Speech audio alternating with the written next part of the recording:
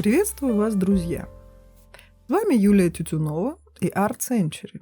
И сегодня мы познакомимся лишь с малой частью огромного наследия, оставленного одним из плодовитейших художников второй половины XX века.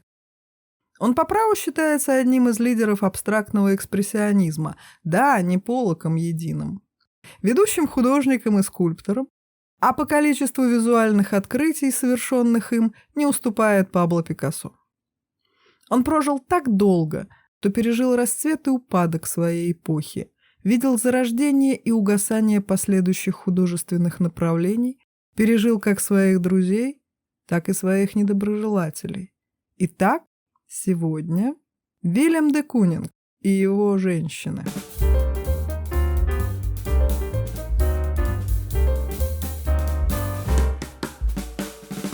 Наш сегодняшний герой Вильям де Кунинг родился 24 апреля 1904 года в Роттердаме.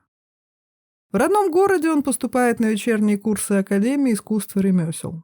Теперь эта академия носит его имя. Интересная деталь. В годы учебы не то что барбизонцы, Сезанн и Мане казались ему скучными бородатыми мужами с палитрами. В 20-е годы XX века молодые люди рвались делать совершенно новое искусство без тени подражательства старым мастерам. Таков был запал тех лет. Родители Вильяма давно развелись, и молодой человек довольно рано осознал, что его судьба только в его руках. И в 26 году, получив диплом, он нелегально эмигрировал в США. Большую часть жизни он проживет в Нью-Йорке и отойдет в мир иной 19 марта 1997 года на Лонг-Айленде в возрасте 92 лет. Что мы можем сказать о нем сегодня? Де Кунинга наравне с Поллоком называют лидером абстрактного экспрессионизма. Еще его можно назвать американским Пикассо, принимая во внимание постоянные трансформации в его творчестве, от предметного искусства к чистой абстракции и обратно. Рассматривая наследие де Кунинга в целом, очень сложно выделить ключевую работу или важнейший творческий период. Его искусство монолитно. Сам де Кунинг считал разделение живописи на стили простым обманом и не причислял себя ни к одному из направлений. Все эти измы были чужды его вольной природе. Ему нравилось быть нестильным. При этом он был знаком со многими художниками Нью-Йорка того времени и, безусловно, сыграл важную роль в формировании не только абстрактного экспрессионизма, но и оказал влияние на поп-арт и будущую постмодернистскую эстетику в целом.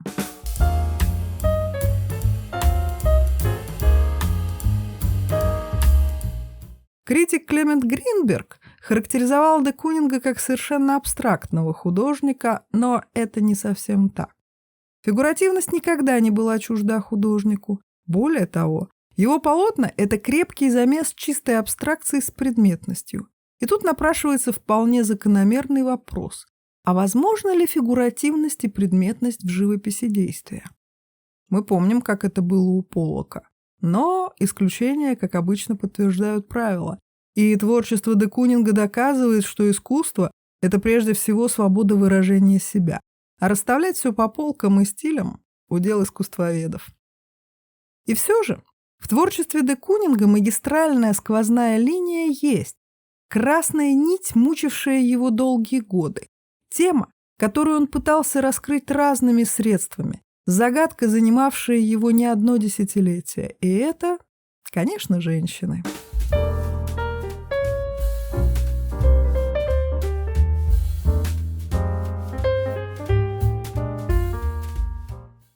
Элен Фрид была его ученицей. Юная и амбициозная, она, тем не менее, прислушивалась к мнению своего педагога. Отношения учитель-ученица быстро переросли в страстный роман, и в 1943 году они поженились. Союз этот был перенасыщен творчеством, скандалами, изменами и злоупотреблением алкоголем. В их кругу подобное прожигание жизни с двух концов считалось нормой. Но именно первые 15 лет такого нетипичного для обывателя брака станут наиболее плодотворными в творчестве обоих. В эти годы они оба создадут лучшие свои произведения. А через 15 лет взаимного истязания они разойдутся, но официально развод оформлять не станут. Вероятно, каждый чувствовал, что лучшего партнера ему не найти.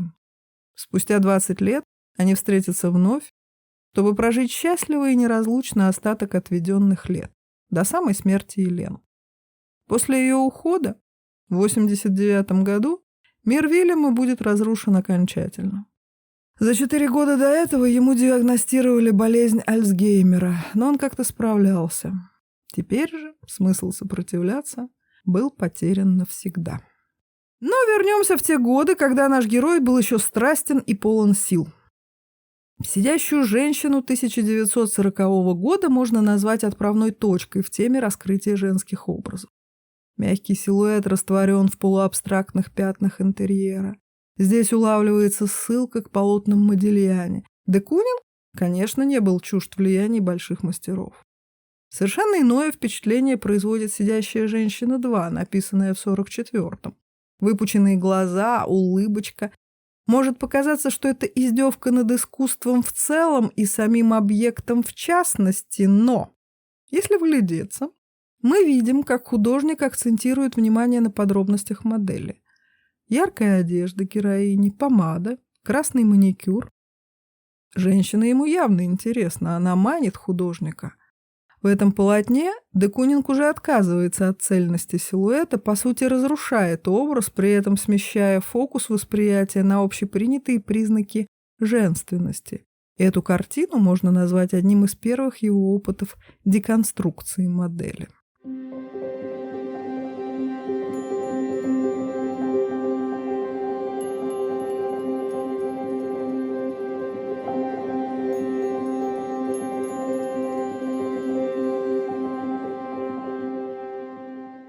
Удивительно, как в 20 веке западное искусство, исторически стремившееся к технической безупречности обработки формы, более чем когда и кто-либо раньше в мировом искусстве начинает позволять себе несовершенство и незавершенность.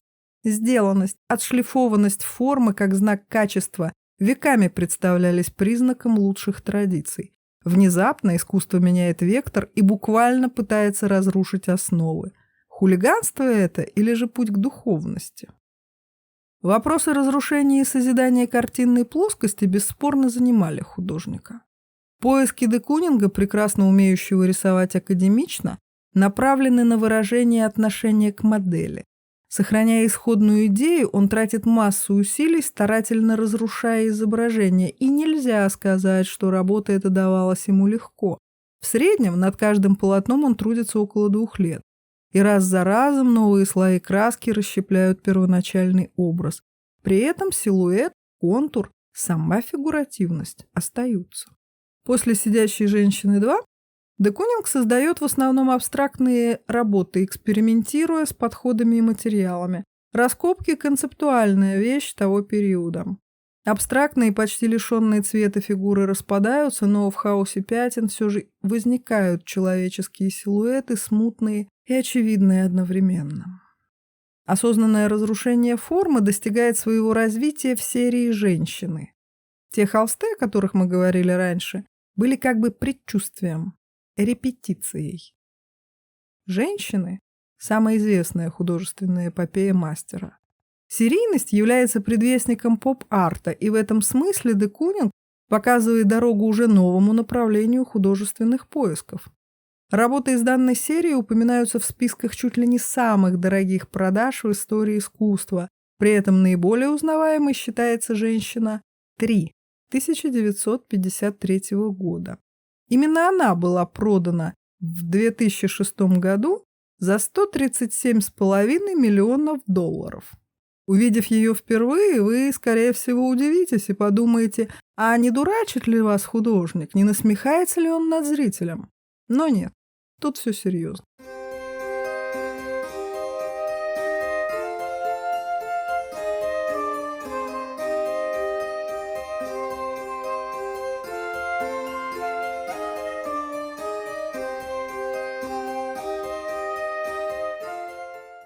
Номерные женщины создаются в 50-х. Однако тема эта, как мы уже говорили раньше, волновала его и до.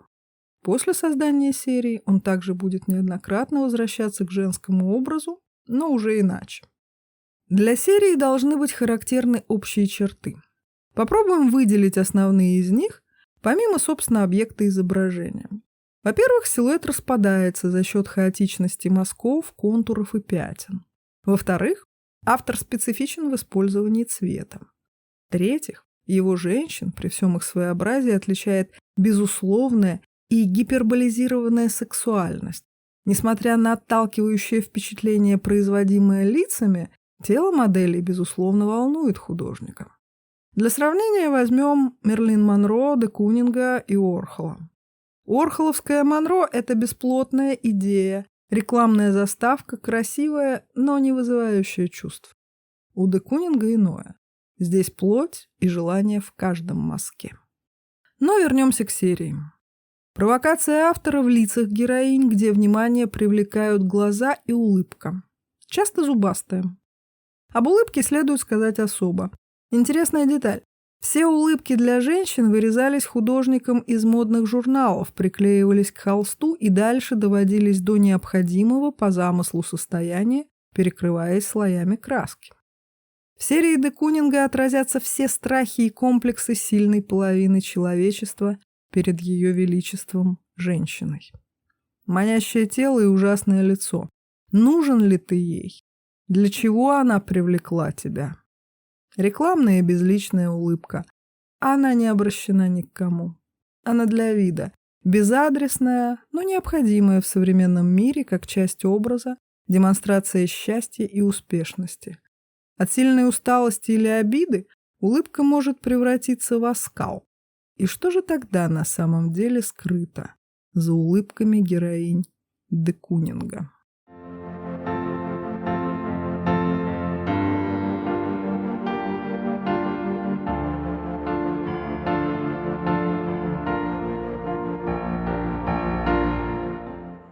Показанные на выставках полотна эпатировали публику, приводя ее в замешательство и изумление.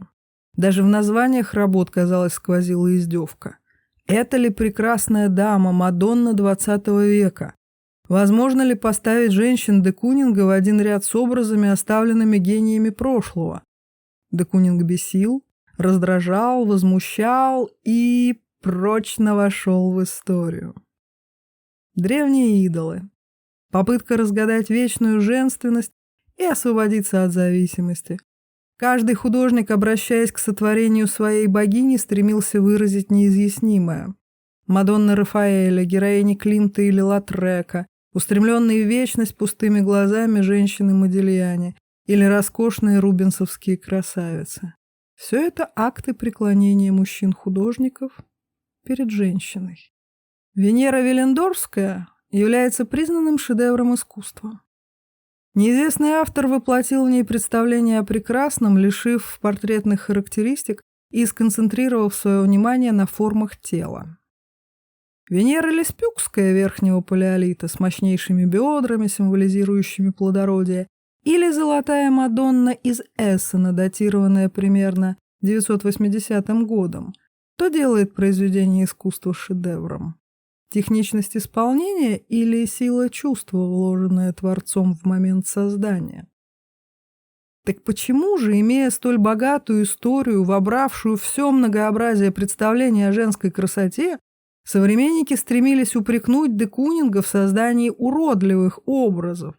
Образы истерики, первородность женского начала смешивается с восхищением прекрасным, которым пропитаны детали полотен. Глаза и улыбки смешиваются с фигурами, волосы растворяются, цвет мерцает, иногда удивительно гармонично переплетаясь, иногда же усиливая смыслы через контрасты пятен. И умирал черно у ног твоих мужчина, как скажет почти за 100 лет до этого один мальчик-поэт. И не в этом ли магистральная линия творчества де Кунинга?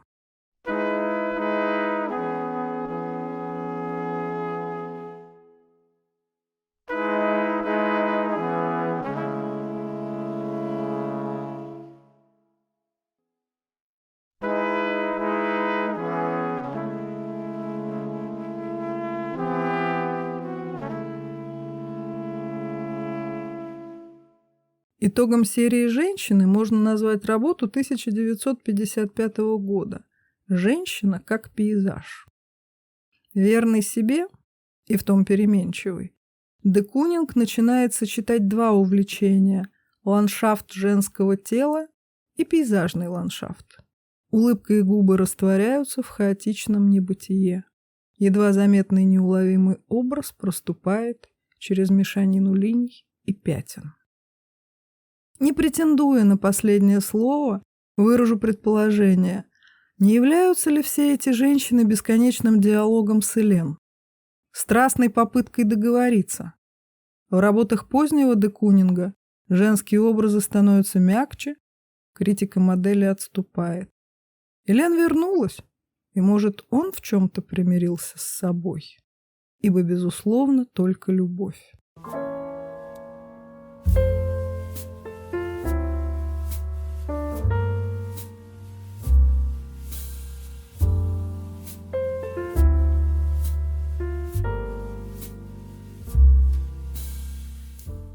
На сегодня это все. Я благодарю вас за просмотр.